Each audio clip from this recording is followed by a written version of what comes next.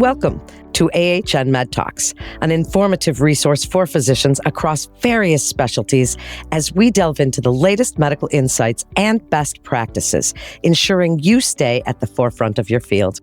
I'm Melanie Cole, and we have a panel for you today with two Allegheny Health Network physicians highlighting the AHN Autoimmune Interstitial Lung Disease Clinic.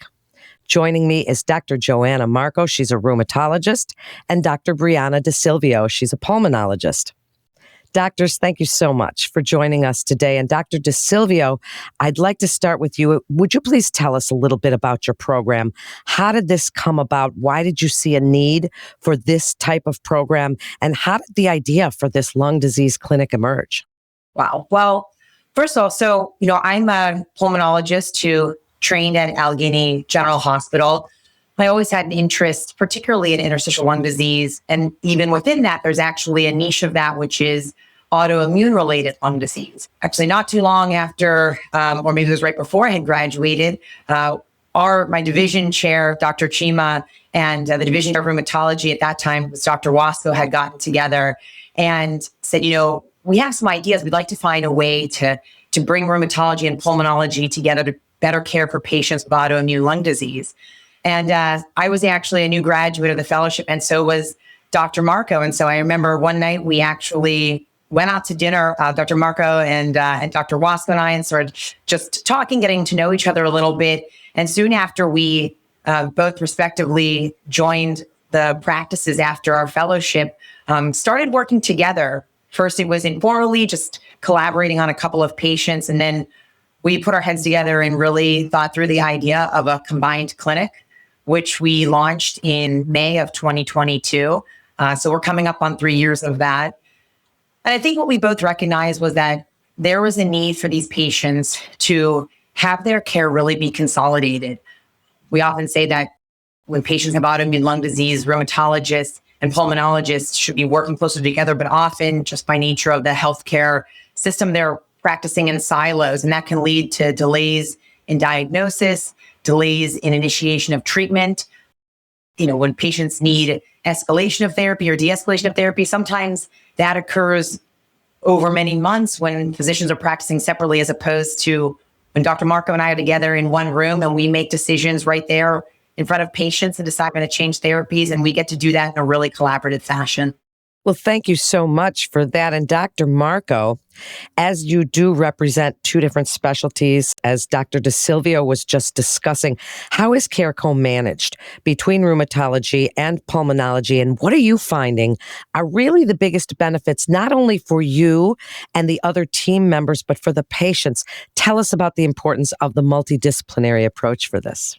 Well, you're exactly right that there's big benefits to this multidisciplinary approach, not just for the patients, but for us as doctors and really for the patient's whole care team. So we often find that with autoimmune diseases like rheumatoid arthritis, vasculitis, Sjogren's, and many other conditions, these patients actually face the highest mortality when their lungs are involved with their autoimmune disease. So in those cases, really, that becomes the focus of all their care and their treatment is preserving their lung function, improving their lung function. And that's really how we make huge strides in their overall morbidity and mortality when they have these diseases. So kind of in that respect, just having rheumatology, me addressing the diseases from an autoimmune and immune suppression standpoint, and having Dr. DeSilvio address their diseases from the respiratory function and respiratory symptoms standpoint, really come up with cohesive plans. One thing that we do before every clinic is we have we put our heads together, we review all the patients for that day, and we talk about how they're doing. And sometimes Dr. DeSilvio says, "Oh, did you know so-and-so called in? They've been having worsening cough." We put our heads together even before going in to see the patient about what could be going on, what might need addressed. Sometimes we might be looking at their CT scan and we say, "Oh, it looks wonderful. We've had some great improvement." Or we say, "I don't like what I'm seeing. Here's all the options." Then we go in together and see the patient actually together in real time. We both sit in the room right there with the patient. We take a history together. We talk about their respiratory symptoms as well as all their other symptoms, all the other ways that their autoimmune disease affects them. And then we come up with a plan in real time if we need to adjust or change anything, if we need to monitor something or get more testing. And patients really love to see us collaborate right there in real time in front of them. I think that adds to a lot of confidence to have two doctors saying, I understand and I agree, this is what we need to do moving forward. It definitely streamlines things for patients as well. They just come to one appointment slot in one location, as opposed to having to make an appointment with me, and then 2 weeks later they might see Dr. DeSilvio, and then they have to wait for me and Dr. Silvio to talk behind the scenes. That really delays care in the traditional model. So in this combined multidisciplinary model, it really streamlines things and gets decisions made as quickly and efficiently and completely as possible. What a comprehensive approach that is. So beneficial for the patient. And Dr. DeSilvio, what kinds of patients are candidates to be referred to the clinic? So, we have actually a variety of patients that get referred to clinic. So I would say our most common referrals are patients who have at some point been diagnosed either with a lung disease and there's workup ongoing and the pulmonologist isn't sure, or the primary care doctor, if that lung disease may have an autoimmune cause.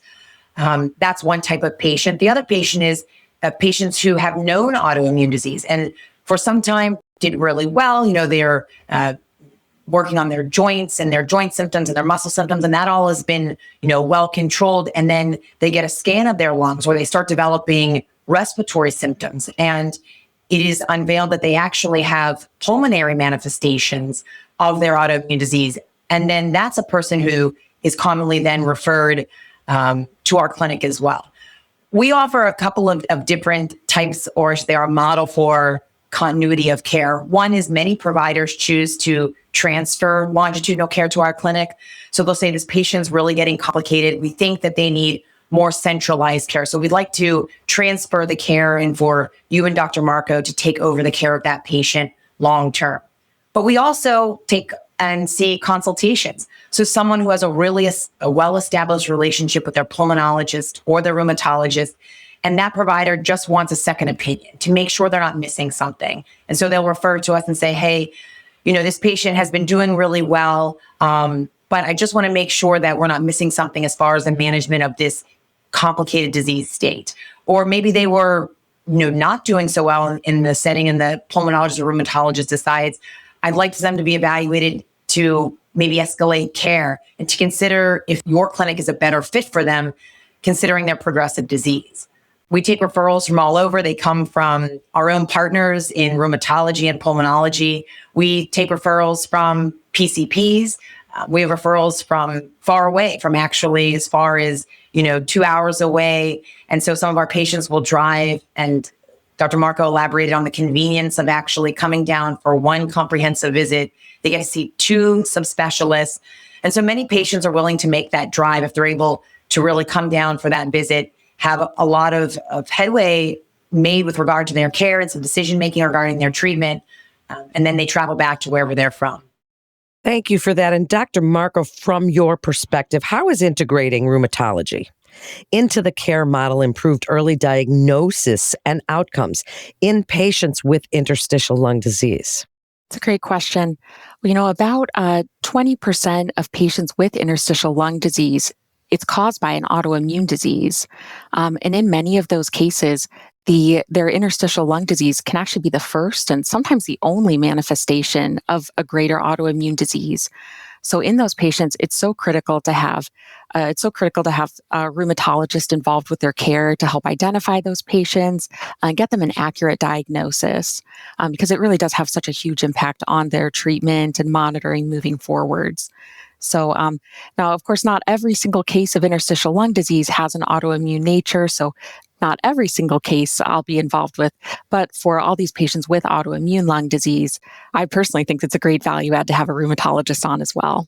Along those lines then, Dr. DeSilvio, tell us about nurse navigators and some of the other members of your team, because when these patients come, it can be very confusing and scary when they're told that they have interstitial lung disease and whether there's an autoimmune component to it. It can be a little bit dizzying trying to figure out who to see first and what to do next. Tell us a little bit about how that's all navigated and the actual logistics of coming to the clinic? So actually, our care team is probably one of the strongest elements of our clinic. Dr. Marco mentioned that during the visits, her and I together in the room. And so when a patient comes and they're seeing two subspecialists, they'll leave the office with we say their homework list. It's a long task list. And one of the things that we really pride ourselves on is that we are very clear with what the follow-up's going to be.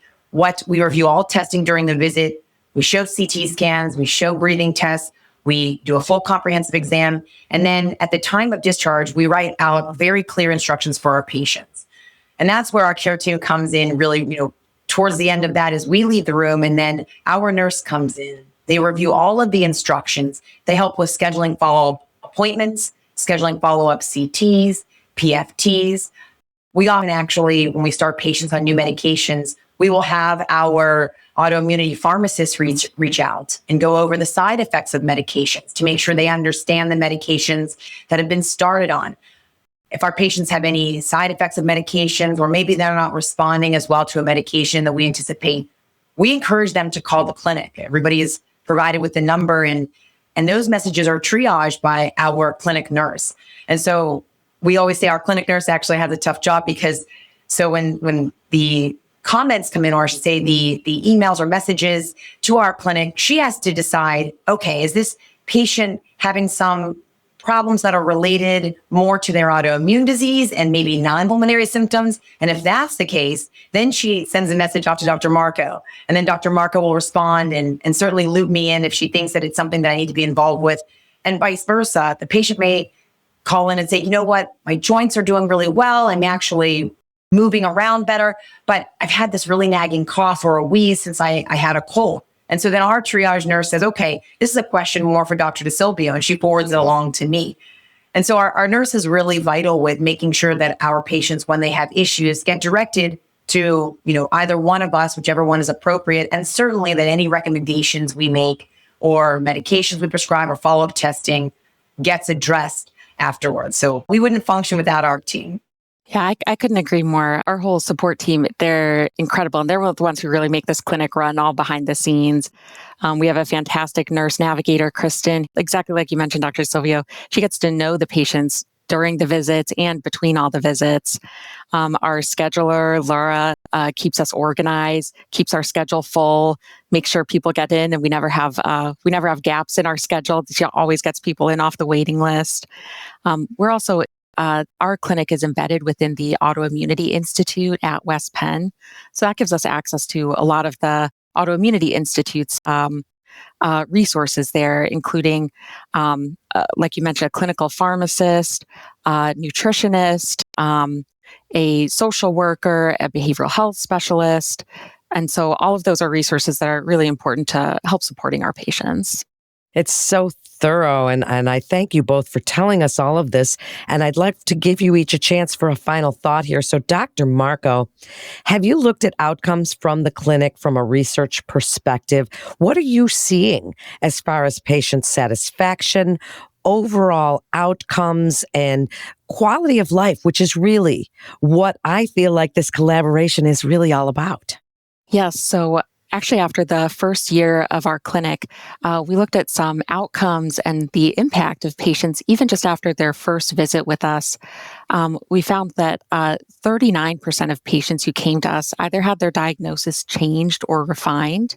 So there are a lot of people who came to us who maybe had an unclear diagnosis, an uncertain diagnosis, or after the discovery of their interstitial lung disease, their diagnosis changed.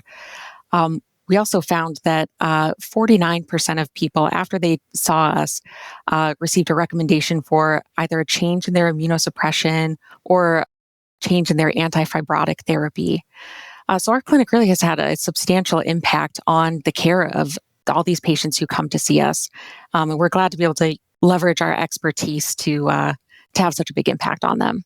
Actually, and I'll add to that because one of a follow-up study that we did after that initial study looked at actually the number of our patients after a year being in our clinic that were on chronic prednisone. And we were actually able to make a significant difference in reduction in patients, our proportion of patients that are on chronic prednisone for treatment of their autoimmune disease or lung disease, which, as Dr. Marco and I educate patients on over and over again really has, long-term effects on bone health and infection risk. And so one of our priorities actually is to move patients away from a dependence on prednisone and Medrol and some of these other steroids that they've been dependent on for their care, and to better immunosuppressive agents, that have less side effects, less infection risk, and often actually do a better job at controlling their interstitial lung disease in the long term. Dr. DeSilvio, last word to you. Does the clinic plan to expand? What's your vision for this program? How will this care model change the way patients receive care for related conditions and for their outcomes? I'd like you to summarize and give the key takeaways for other providers today. One I will say is our model is definitely unique. And, I always say if I could duplicate Dr. Marco and I and, make there be 4 times as many, physicians as we have, we would love to expand to all of the neighboring hospitals that we have. Unfortunately, there is only 2 of us. And so, we started with just individual expansion of our clinic, which is to go another day every month and see patients and open up more slots. But just recently, we have 2 partners, a rheumatologist, Dr. Dore, and my partner, who's a pulmonologist, Dr. Holden, and they are actually going to be expanding this clinic model into the Jefferson Hills area down at Jefferson Hospital. Someone who supports autoimmune lung disease down in that area, and many of those patients don't want to drive up into the city, or they don't have the means to be able to be transported up this way to have a visit with Dr. Marco and I up at the West Penn Hospital. And certainly, I would say in the future, ideally, we would love to add more days. And certainly we hope that there can be more physicians who really want to join us in this endeavor and take our model to a hospital, St. Vincent's up in Erie, which is a couple of hours away. And that way our patients don't have to travel as far to get the similar experience that they have in a combined clinic. I do know that what we are doing is certainly unique, and I think that it is going to have a long-lasting impact on the healthcare of the patients at Allegheny Health Network. I can only hope that we continue to increase our patient numbers and certainly our impact and our footprint in this region. Thank you both so much for joining us today and sharing your incredible expertise for other providers and patients alike. To get more information or to refer your patient to Dr. DeSilvio or Dr. Marco, there are a few ways you can do it. You can call 412-578-3511, or you can call 844-MD-REFER. You can also visit the website at ahn.org for more information. Thank you so much for listening to this edition of AHN Med Talks with the Allegheny Health Network. I'm Melanie Cole.